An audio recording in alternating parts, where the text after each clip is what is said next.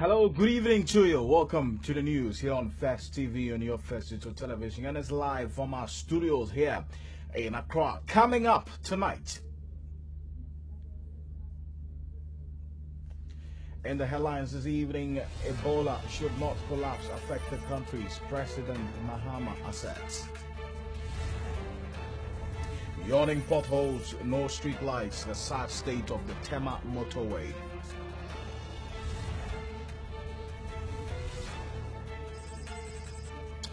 And also rampant killings by speeding vehicles scare school children in Kanda.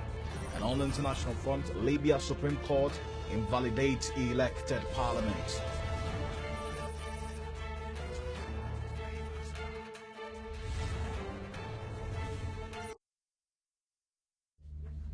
So we bring you all these and more in the next 60 minutes. My name is Alfred Concept. We also have Critical Lens. We have Voice of the People as well, and we have business, entertainment, and some international news as well, right here on Festive News. Now to our first story this evening, and shorter members of parliament have started complaining about the high level of parliament's newly installed chairs. Now, according to some of the legislators who spoke to Festive News, the chairs and decks make it difficult for them to catch the eye of the speaker.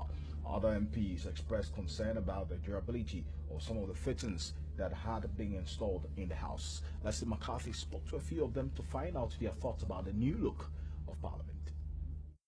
The tall chairs, they insist, also make it difficult for them to see and interact with colleague legislators while Parliament is in session. Their complaints have led many of them to ask themselves if indeed they were factored into the designing of the chairs which were imported to refurbish the floor of the House. One of such MPs is retired Major Derek Yao Ojo, who claims he was swallowed up by the chair due to his height. The Nkranza North MP thinks it would have been prudent for the designers of the chairs to consider the heights of some of the MPs before installing the furniture. Other members appreciated the facelift, infrastructural improvements, and hoped all the fittings will improve the work of Parliament. Yes, indeed, Parliament approved the facility. Expanding the seating capacity of the room was very necessary because the number of the seats had increased. So there was some kind of congestion before we went on recess. So expanding the seating arrangements, I don't see anything. I think it was necessary that we did it. But as to whether we had quality or not, that is another question. That's another question. But the expansion was very necessary. And obviously, the facility we approved, we have been told, has been used for that, and we are seeing the evidence. But the issue is about the quality and the source. Yeah, I'm very happy he talked of good improvement, and he really admitted the Parliament approved all the loans, and the loan has been properly used. Thank you very much for being very assertive. Now, when you talk of quality, we have just come. We don't know how quality it will be until we start using it. And now that we are going to start using it, let us give ourselves a period of time. In every construction, in every procurement, when a contract is executed, there is something we call 10% retention, which will be kept down. So that if there are damages to the contract done, the contractor will come back to re-examine it and correct them. So for now, we can't talk of quality or no quality until we start using them. Another issue, you talk of the local ICT are in the system. Yes, they are the very people, when RG came, you saw how he's owing. So we decided that fine, even if you give this contract to such a person, Ghanaians will just come out. And they are the same people, like my gentleman seated before us. He will be the number one to accuse us.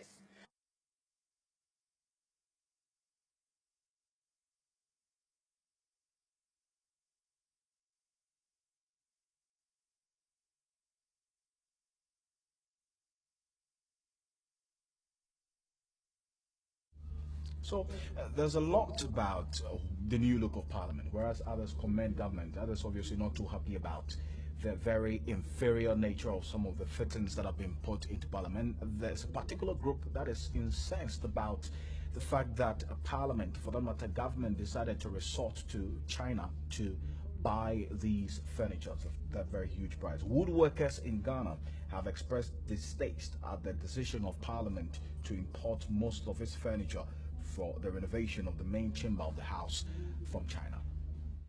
Following the resumption of Parliament on Tuesday to a newly furnished chamber, criticisms have been rife over the seeming snub of Ghanaian companies for Chinese ones in furnishing the inner chamber. Reverend Tugbe Fuga, the president of Woodworks Association of Ghana, condemned the gesture, saying it does not tune in with government call for patronage of made in Ghana products. He said appointments of Ghanaian firms to carve the seat, for example, would have offered employment to many others. But reports say Parliament resorted to importing the seat because of time constraints. And so we're going to be joined very shortly on the telephone by the president of the Woodworkers Association of Ghana. But away from the former president, John Agyekum Kufuor is calling for changes in the governance structure, especially in the executive and the legislative arms of government. The former president advocated the scrapping of the position of the vice president to be replaced by a prime minister with the responsibility of leading government business in parliament.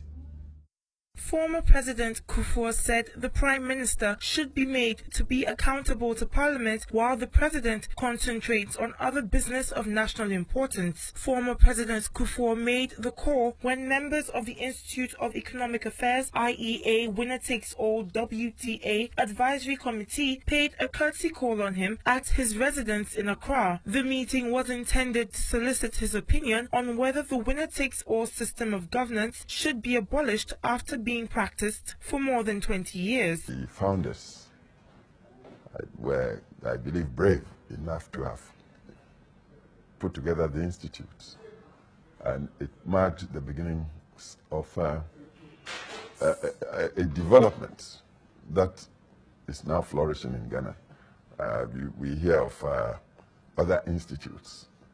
Essentially, they are think tanks, and anybody who's been exposed internationally would know that the developed world has developed to a large extent through the thinking of people who make it their business to consider the various facets of development for their nations. The United States, for instance, abounds in all aspects of life with think tanks. So this was a very refreshing beginning, and I happened to have been around then. I witnessed the beginnings of IEA. He said another area in the governance structure that needs change is the Council of State to be replaced by a second chamber of Parliament. How do you have info, especially with governance, if, say, the bureaucracy of government would sell shut its doors to people who want to know why certain bills, for instance, are proposed, or why some laws are made. So people, this idea came afloat that people should have the right. And so that's the call of the former president, John Agyekum Kufuor. But commercial drivers at the Circle Kaneshie Trotro station have expressed disappointment in government for not solving the perennial floods that hit the area each time there is a heavy downpour. According to them, each drop of rain muddies the station and makes work difficult for them. They made this known in an exclusive interview with 32 News. Some areas in the Accra metropolis have over the period been hit by floods, causing havoc to goods, properties and human lives. Areas like the Kwame Nkrumah Circle have been severely hit by floods after a heavy downpour. Large parts of the Kwame Nkrumah Circle, Kaneshie First Light and the Central Business District are consistently submerged, rendering the roads unmotorable. Heavy traffic and muddy pool of water is experienced after each downpour. A visit to the Circle Kaneshie Trotro station revealed that the station is always submerged. In an exclusive interview, some commuters expressed their frustration about the situation. Yes, actually, this is not good for me too.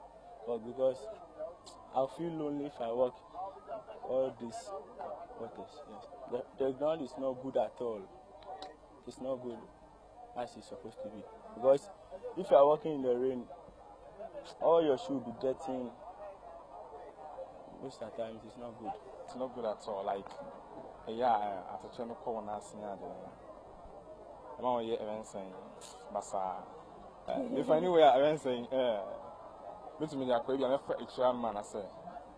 Some drivers at the station were of the view that the floods impede their business activities and commuters do not patronize the station each time there is a downpour. Okay, got us when I took Kunama, is you to a year Fahamina, and my years as soon we are not a check Abaha. So, it to Hadia, what's your cry, and opium Bafam Karawaha. And you say, and so to him, let me come here Sunday and night, but in so to Yakwa Baku, was say, maybe I'm a catcher who say, I'm a punk, I'm a Fakawa, or send me in to a Hamilton, so I dress the Pana old baby. Now, Baba Fakawa teaching my work. Meanwhile, water flowing from a broken tap due to the ongoing construction of the 3-tier interchange has rendered the place treacherous. Commuters are forced to walk through the floods. Some traders have no choice but to just sit and look on in exasperation. Last week on Monday, into a mokansa or Monday. I'm so weird, man, baby, machine baby, aqua and almost on being you mean to me what they're current town or man being you.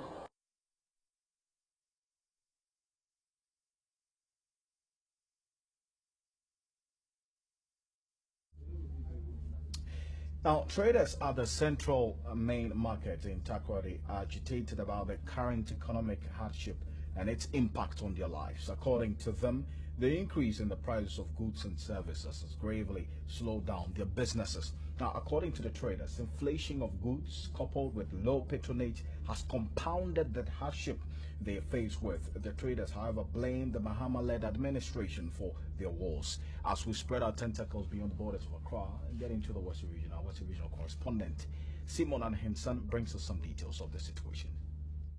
The rise in prices of goods and services, the depreciating of the cedi, and the lack of liquidity in the country has caused some rumpus amongst ordinary Ghanaians.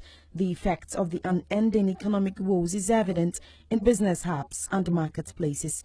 A report gathered by our Western regional correspondent Simon Ahinsa revealed that traders at the central business hub in the Takoradi metropolis record low patronage of goods and services. In an interview, some of the traders complained about the situation. According to them, the impact of the economic hardship has been so grave, leaving them with nothing at the end of each business day. As a result, some of them have had to resort to recreational games to calm their frustrations.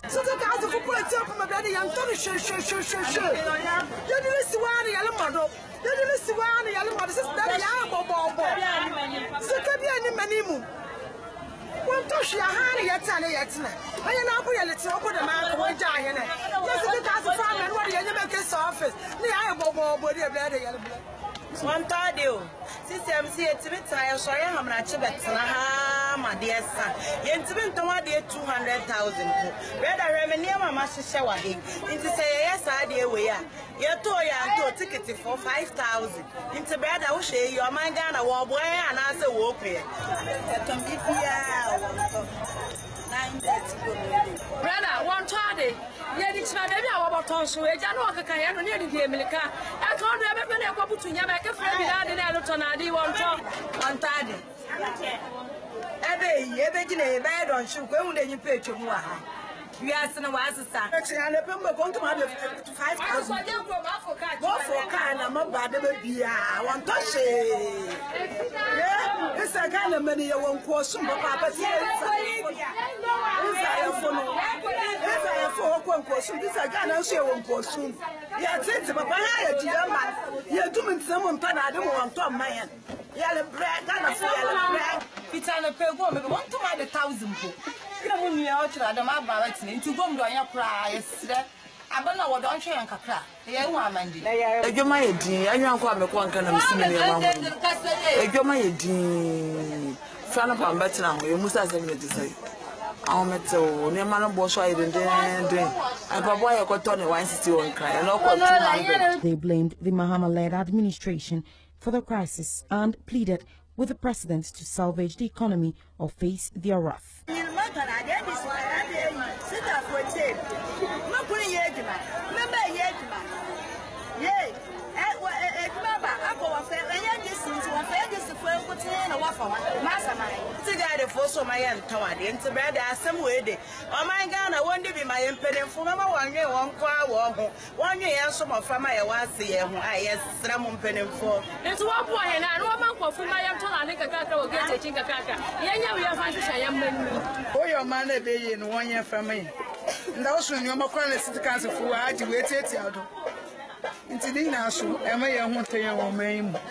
Mama, na lonye no bibi no ya Ghana su. Yeah, demonstration. I'm go to them for now wait for one. Mukuna ka wona adwuma asai. Memba na sister what's a fee. International danger. No what they go achira. Yeah, demonstration. Simona Hinses report for First Digital News.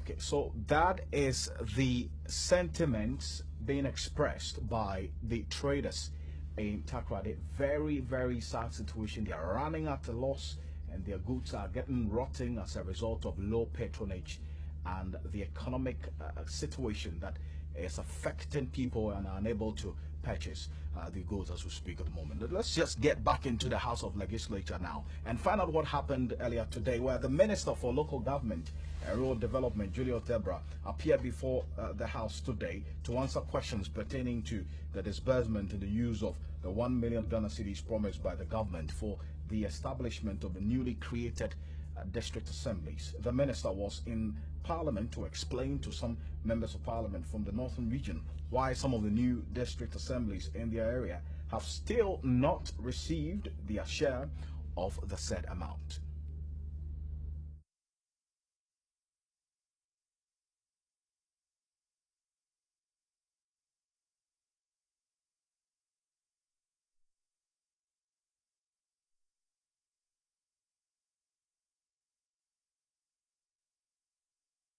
It could be recalled that after the creation of the 46 new districts in 2012, the government promised an amount of 1 million cedis to be used as seed money for the establishment of each of the new districts. This was expected to cater for the construction of their offices, furniture and other logistics.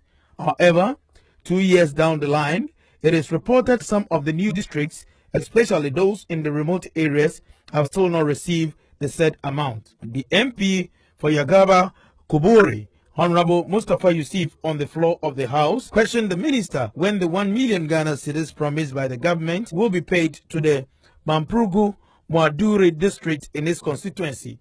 The minister, among other issues, explained that an initial amount of 100,000 Ghana cedis was released for the purchasing of furniture and equipment for the start-up of each of the new assemblies, adding that the balance is being used to construct administrative blocks for each of them. The minister said plans are underway to provide suitable office buildings for both the new and old assemblies that lack well-structured administrative blocks. Speaker, thank you very much.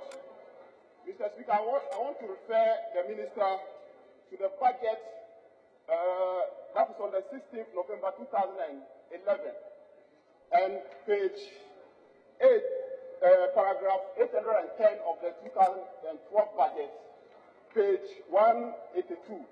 And with your permission, Mr. Speaker, I would like to quote the Minister for Finance, Honorable Dr. Dufour. Madam Speaker, as part of NDC commitment to deepening democracy and local government, 46 new districts have been created, and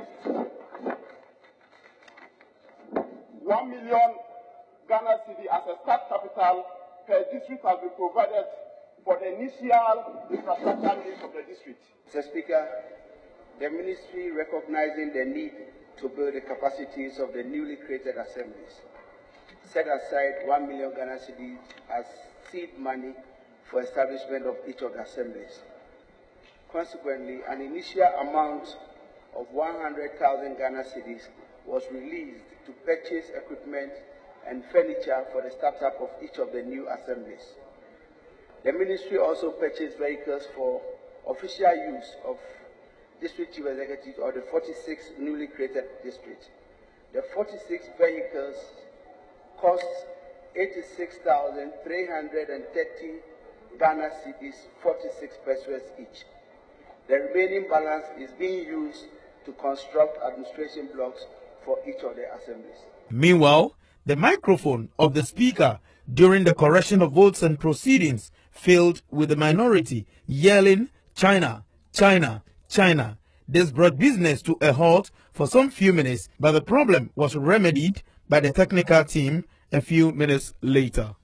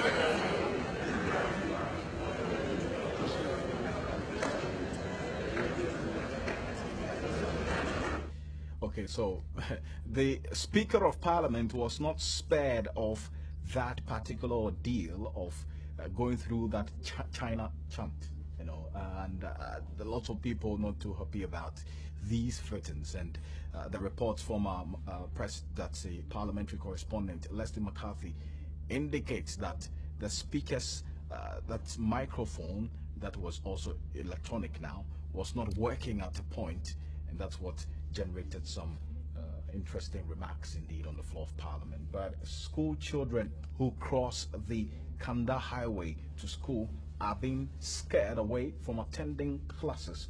Last year, at least 3 of them were knocked down by speeding vehicles and died instantly whilst they attempted to cross the road. Now, school authorities say parents are withdrawing their wards from the school at an alarming rate. Now, the circuit supervisor, Mercy Asamoah, speaking to First TV reporter Bright Jaka, indicated that if nothing is done to improve the situation, the school may lose all students due to the threat of being knocked down by oncoming vehicles. Kanda Cluster of Schools is a public basic education facility located at the Ring Road Estate here in Accra. With a large compound and different departments, the school, until 2 years ago, used to see each classroom full to capacity, with the handlers thinking of an expansion. But the story today is different, as those classrooms that used to be full are now almost empty. Reason being that parents have decided to transfer their wards to different schools due to their fear that they may be knocked down by speeding vehicles.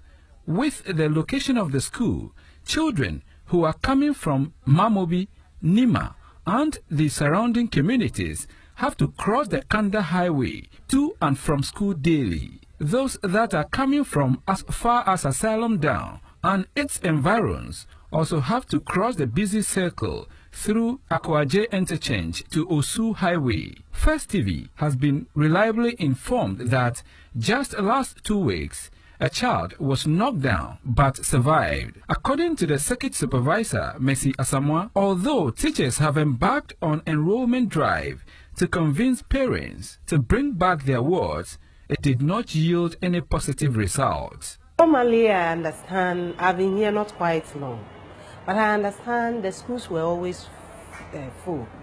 But since the onset of this Kentucky overpass, and then another highway over here, now almost every year a child is knocked down by a car.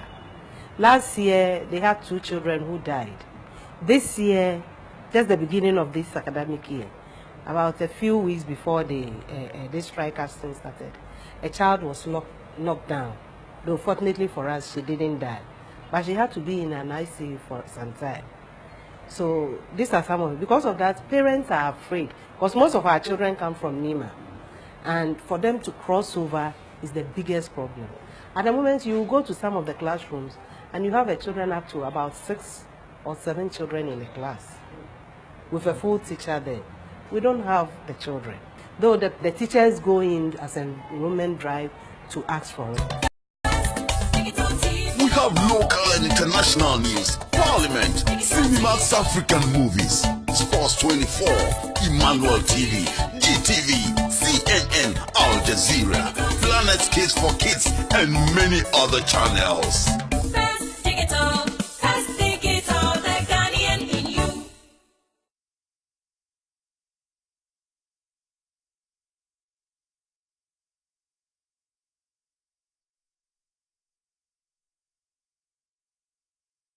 You can now pay your 20 Ghana Cedis First Digital subscription at your nearest GN Bank. Just walk in with your UN number, which you can find by pressing CAS on your remote.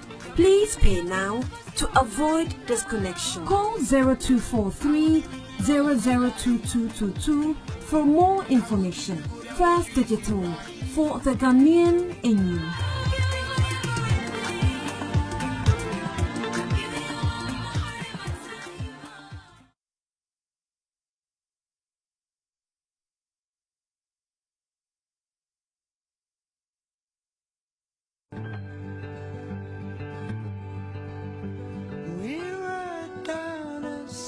This is Nane Foa.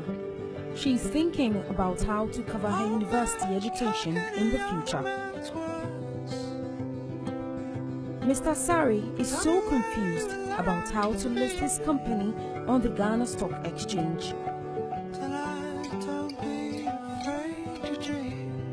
Atta is an organizer and is wondering how to expand his business someday. Do you want to buy shares on the Ghana Stock Exchange? Or probably sell your shares? Are you interested in investing in treasury bills? Have you been thinking about listing your company on the Ghana Stock Exchange? Talk to GN Investment today. You can reach GN Investment on 030-9788-3819. Efwa's parents learned from GN Investment how they can invest money to pay for her university tuition. GN Investment helps Mr. Sari with market research, company valuation, and how to list his company on the Ghana Stock Exchange. GN Investments visits Atta and advises him on how to grow his small business. At GN Investment, we proudly say that we invest with discipline.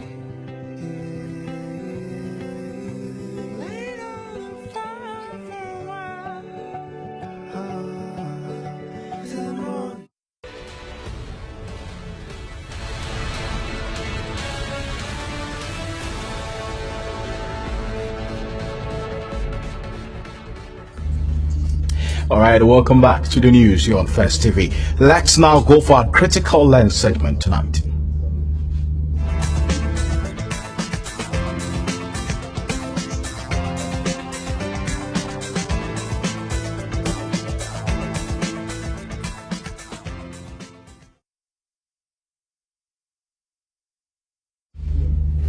In our critical lens segment this week, we've been focusing on two things, and that's been our special feature for the week: the debate about the election or appointment of municipal district chief executive, and also the state of some of our roads in the Greater Accra metropolis. We've visited the Blekoma area, we visited some other places, and tonight we visited the motorway. Now, the Minister of Roads and Highways, Honorable Alhaji Nusaf Hussaini, has been explaining that despite the various kinds of vehicles that apply the Accra-Tema motorway and the huge funds the toll booths located on that stretch of road generate daily, the 49-year-old road is yet to benefit from its earnings. He said so far it is only the Accra-Tema motorway which has 30,200 vehicles that use the road daily, and this means that it is only the project which is self-financing. He made these remarks in an exclusive interview with our my colleague Joshua 80, as we found out why there's that state of some roads in the metropolis. The deplorable motorway is the only road network in Ghana that is used by at least 30,200 vehicles per day. There are three categories of vehicles that ply the motorway, namely commercial vehicles, trotro, private vehicles, and big trucks. The motorway has 12 toll booths. Commercial vehicles and four-wheel drives are charged 1 cedi, while big trucks are charged 2 cedis, while saloon cars pay 50 pesos. The 19-kilometer highway linking Accra to Ghana's main industrial and port hub, Tema, is today a pale shadow of itself. Except for some minor repairs on the road, there has not been any major rehabilitation on it, leaving gaping potholes along the stretch, which poses a hazard to the motorists and commuters. Tema is the most important entry port in Ghana, handling around 70% of total maritime cargo to and from the country. The Tema port receives an average of over 1,650 vessel calls per year. The Minister of Roads and Highways, Honorable Alhaji Inusuf Hussaini, in an exclusive interview with our reporter Joshua Opoko, said the motorway project, which was started in 1964 and opened to traffic in 1965, was labeled prestigious by the erstwhile National Liberation Movement, an amalgam of parties opposed to the CPP, which saw the project as a complete waste of taxpayers' money and the absence of street lights during the night, a situation which made it extremely dangerous to use the road during that period. Well, it's true, the Tema motorway, that is the Accra-Tema motorway, was constructed so many years ago. Exactly. By doing cement concrete overlay on the road.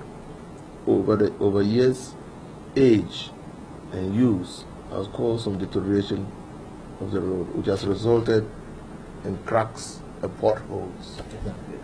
Now, the difficulty that we face in repairing concrete overlay roads, cement concrete overlays, is how to patch the crack or the pothole with another concrete overlay and calculate the coefficients in such a way that we don't create bumps. Because when you fill the pothole with cement concrete, it must settle. It must settle to the level of the existing concrete. That has proven to be difficult. Sometimes it's difficult to have cement concrete, new cement concrete, sitting over old concrete. Sometimes it becomes difficult for you to get the gelling, the synchronization. And so what we have done is to use a special asphaltic concrete to do the sealing of these potholes. Now obviously asphaltic concrete overlay cannot have the same lifespan as a cement concrete overlay. And so while you're doing it, some are giving way, some are holding, and new potholes are arising. But the general or the long-term plan that we have for the Tema Accra motorway is to do a total reconstruction of the motorway.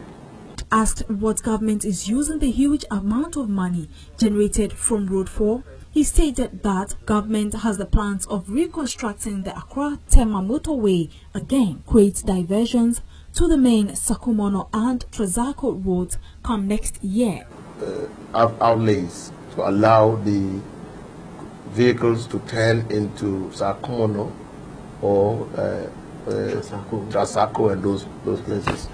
And so the long-term plan is what I've just said, to do a total reconstruction of the motorway. That motorway is a prime candidate for a PPP arrangement, that is involving the private sector in the construction of the road and using the tools to be collected to amortize the amount of money that the private sector participant or operative has invested in the construction of the road. It's good to hear from you that every day 30,000 vehicles traverse the road. The vehicle count is that encouraging that we think that if we are able to work the numbers very well, we should be able to get a concessionaire who will invest his own resources into the construction of this Tuba motorway. Some drivers and passengers also spoke angrily to the news team and charged government to redeem its promise of refurbishing the motorway. Every day and night, they be over a call for trip. You cheer one city, you to one city for her, go to one city for no one. But a quanu scanner, yet you know who the mood scanner. Portos are baby more, every global might me pirate time, a cause accident in there. Then this are bias of Bayama. I say, now, as a 12 now. So clearly, the drivers who apply that Accra Tema motorway not too happy about it, and also some persons who spoke to us about it. But the minister has been responding to these issues. Let's go for our pension tips for tonight.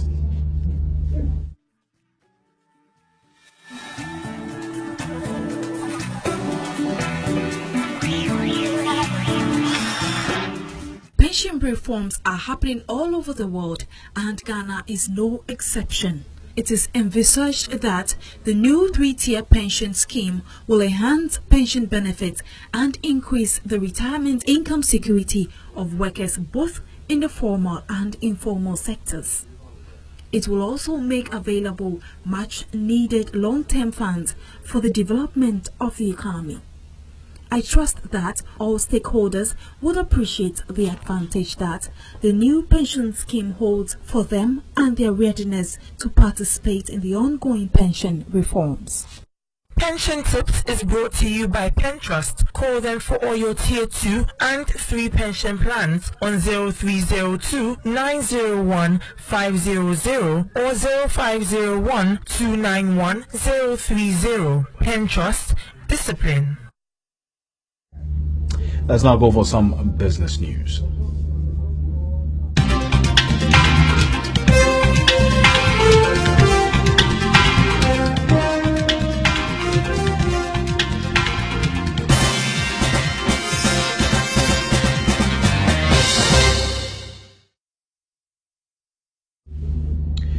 And in business tonight, banks in the country appear to be uncomfortable with the new directive of the Bank of Ghana for banks to write off loans after 6 months of being rated as a loss. The managing director of Standard Chartered Bank is the latest to have called on the central bank to reconsider the decision. This follows a similar appeal from Cowbank when both banks took their turn at the facts behind the figures session at the Ghana Stock Exchange here in Accra. According to the banks, the directive from the Bank of Ghana for banks to write off loans after 6 months when the loans are declared loss is unrealistic and would have repercussions on the banking sector. The BOG intends to use the directive to reduce non-performing loan ratio in the books of banks. However, banks believe the directive would not help, but rather being able to recover loans through the court processes in time would ensure that clients adhere to debt obligations and pay up in order to reduce non-performing loans, even though that is mostly the last resort to recovering a loan. If you look at the recovery process in any bank, if a loan is non-performing, efforts are made to come to some form of terms with the client to be able to recover the loan. The directive, additionally, is different from how such loans are handled by the International Financial Reporting Standard. Kweku Bedu-Ado is the Managing Director of Standard Chartered Bank. Obviously, in a difficult year such as this one, it is natural that there's a lot of stress on various economic actors. We see it playing out in the operating cycle of companies. So the ability to repay or meet their liabilities at agreed times keeps shifting. Naturally, you have to take a more cautious approach, focus on perhaps restructuring what you have into a cycle that works, all right? Because don't forget that a lot of these contracts were entered into before 2014. So it's something that is rolling, and then suddenly you come across a difficult patch. The natural thing is to hold back a bit, restructure, and move on. And that's exactly what we are doing. So the NPL position, we see it as a temporary phenomenon. We expect that it will reverse as you restructure. Bank of Ghana has a financial stability responsibility. So they may be looking at it from that point of view in terms of financial stability to protect the overall economy. But as I said to one of your colleagues a short while ago, the banking industry does have channels of communication with Bank of Ghana. So we will look at engaging them along that line. The bank, first of all, you always have to comply, all right? It's not a question of agreeing or not agreeing.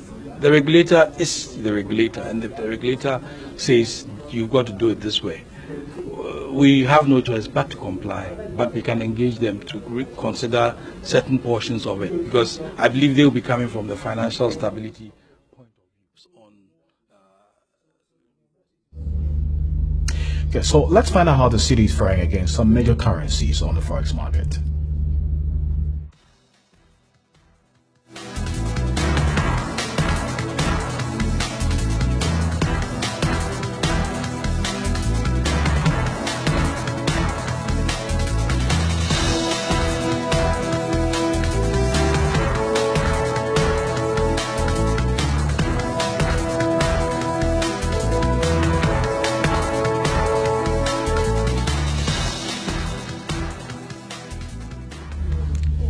So we cross over to the studios of Sports 24 as we go for some sports news with Akosiamwa.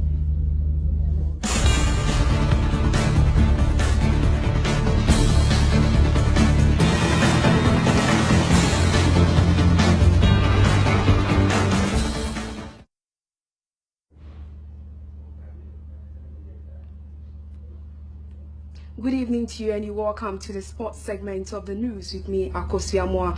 And in sports this evening, boxing promoter Magdon Achichogbe has confirmed that boxer Brian Makamoko, aka Bukom Banku, is showing signs that he is afraid to fight Samin Baster. According to the boxing promoter, Banku and his team have failed to sign for the bout. I put on record that after that day, I signed Banku and John Apari. Napari was later declared unfit, and for the contract I am supposed to replace the opponent for whoever is standing, and so I went through a tall list and then finally landed on Basti Sameh. So I brought Basti Sameh from America, that's Mayweather's camp. When he got to Ghana, we spoke with the management.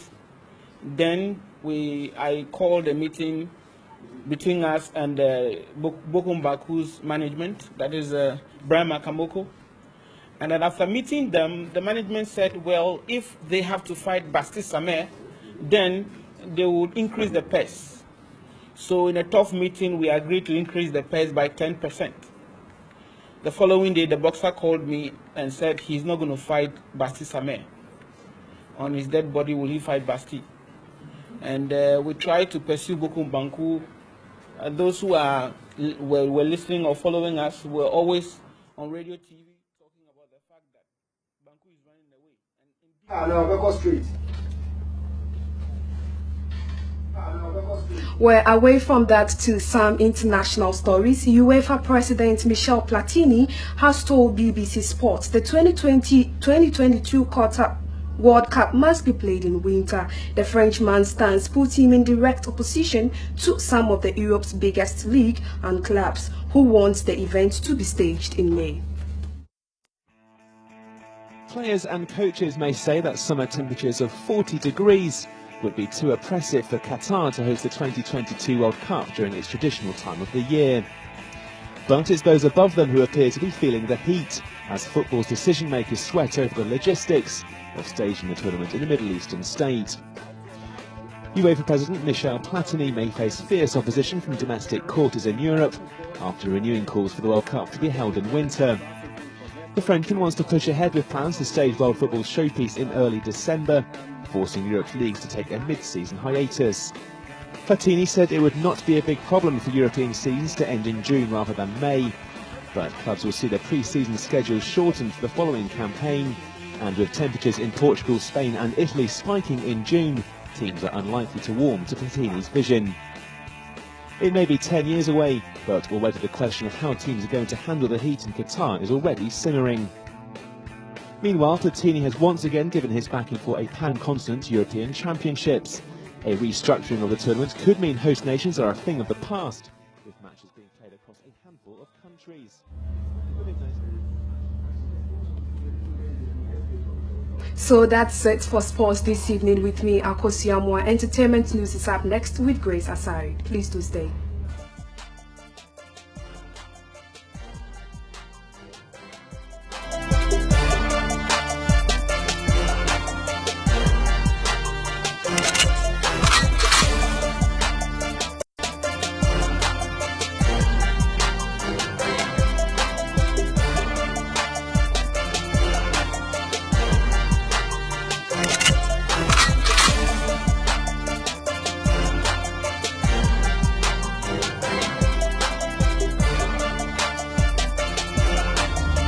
Good evening and welcome to the entertainment segment of the news. My name is Grace Asari.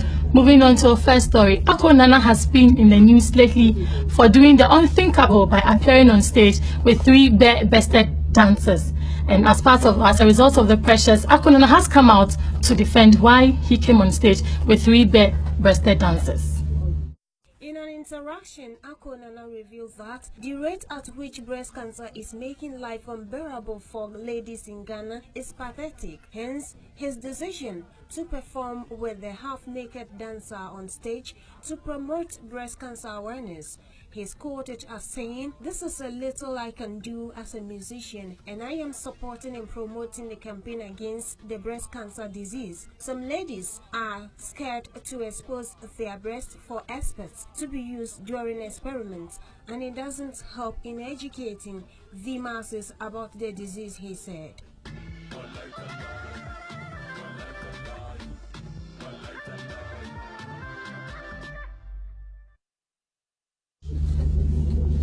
Moving on to another story, Beyonce has been hit with a lawsuit from a backing singer who claims her hit single XO was copied from his own song.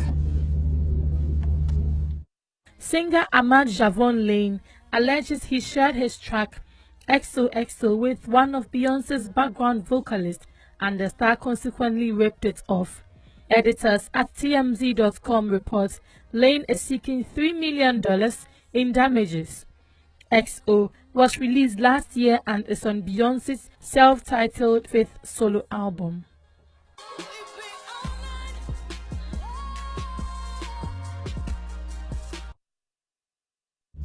And that's it for entertainment with me, Grace Asari. But I must say, what Ako Nana is doing is a good initiative. That's it for entertainment with me, Grace Asari. We take our weather reports.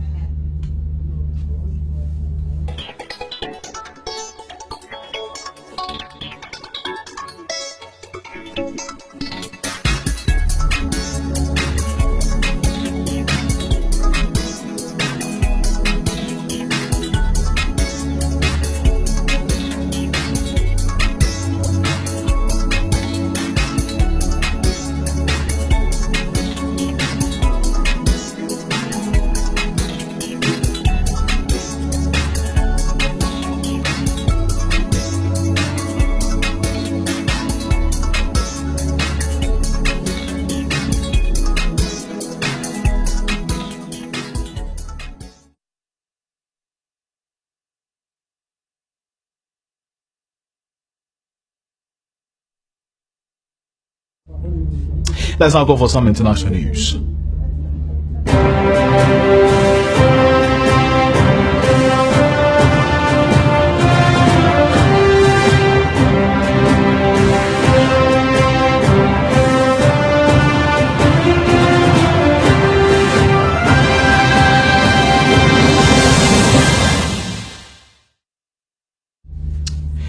On the international front this evening, the head of the United Nations mission charged with fighting Ebola in West Africa has told the BBC he does not yet have the resources necessary to defeat it Now, Tony Bunbury said more help was urgently needed despite significant contributions from the UK, China, Cuba, and the US, but he was hopeful of achieving the target of 70% bed space for new cases and 70% safe burials by December.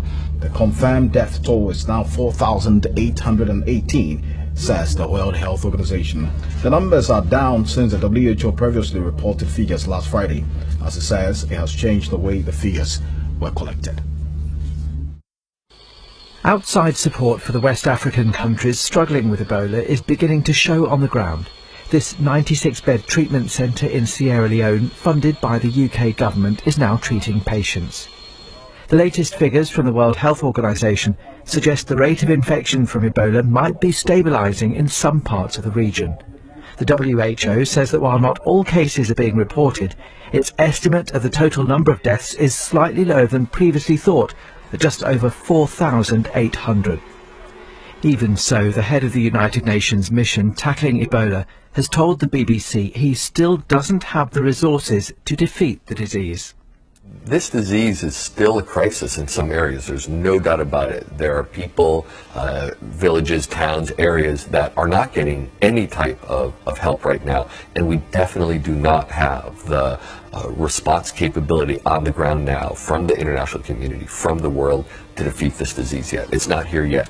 We need more resources so we can cover more areas so we can defeat the disease wherever it is. A new experimental vaccine designed in the US and manufactured in Britain is being...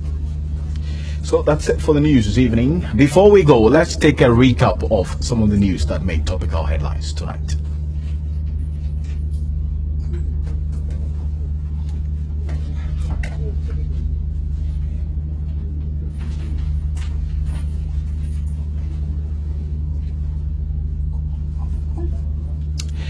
And as we go on in the headlines this evening, the President John Mahama is calling on the ECOWAS community to also back the fight, as the Ebola should not be a country's affair, according to President Mahama. Yawning potholes, no street lights, the sad state of the motorway.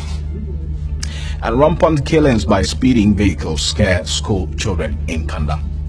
And on the international front, Libya Supreme Court invalidates elected parliament.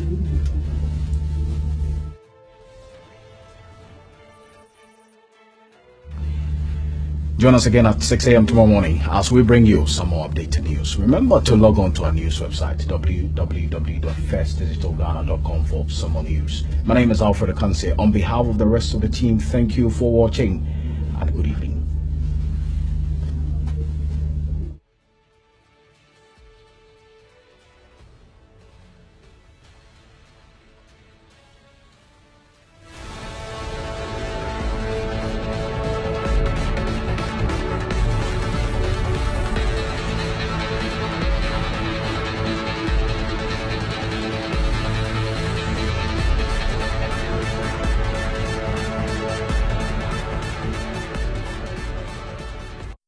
You can now pay your 20 Ghana Cedis First digital subscription at your nearest GN Bank.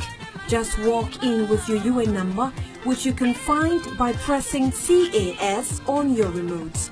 Please pay now to avoid disconnection. Call 0243 002222 for more information. First Digital, for the Ghanaian in you.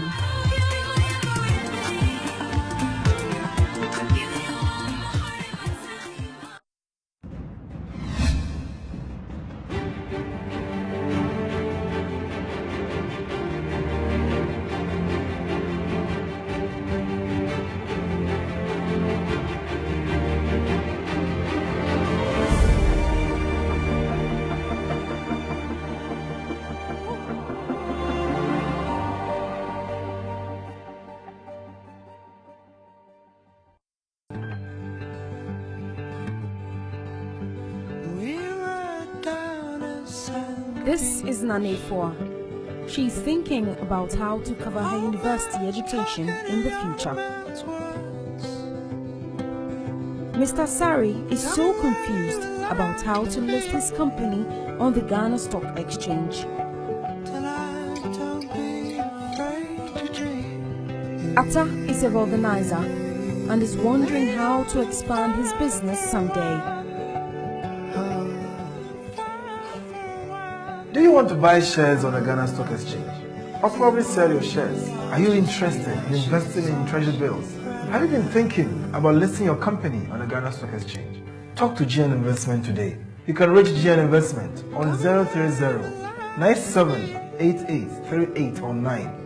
Effort's parents learned from GN Investment how they can invest money to pay for her university tuition. GN Investment helps Mr. Asari with market research, company valuation and how to list his company on the Ghana Stock Exchange. GN Investments visits Atta and advises him on how to grow his small business. At GN Investment, we proudly say that we invest with discipline.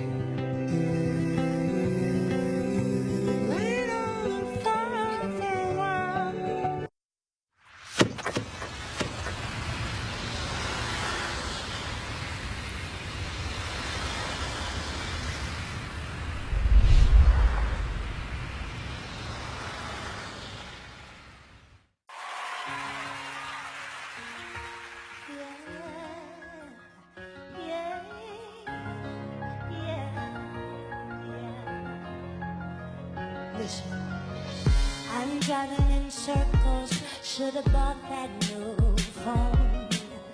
I can't find my way to all the places I call home. I'm on my own.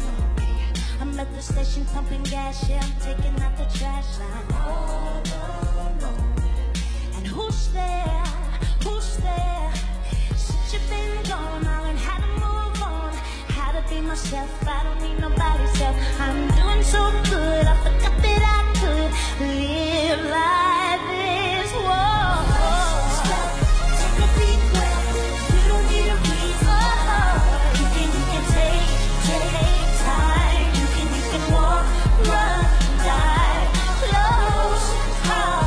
Keep on going. All you gotta do is try. Even angels learn to fly. Yeah. Coming home and it's late night, I should've left the lights on. I can't help but imagine all the things that could go wrong. I'm on my own. I'm in the kitchen on a chair, reaching for the top shelf. I'm all alone. And I'm okay, I'm alright. Since you've been gone, I learned how to move on, how to be myself. I don't need nobody's help. I'm doing so good, I forgot that I could live like this. Whoa, yeah. Take a deep breath. You don't need a reason why. You can take time. You can walk, run, die, close heart. Keep on falling, but all you gotta do is try. Even angels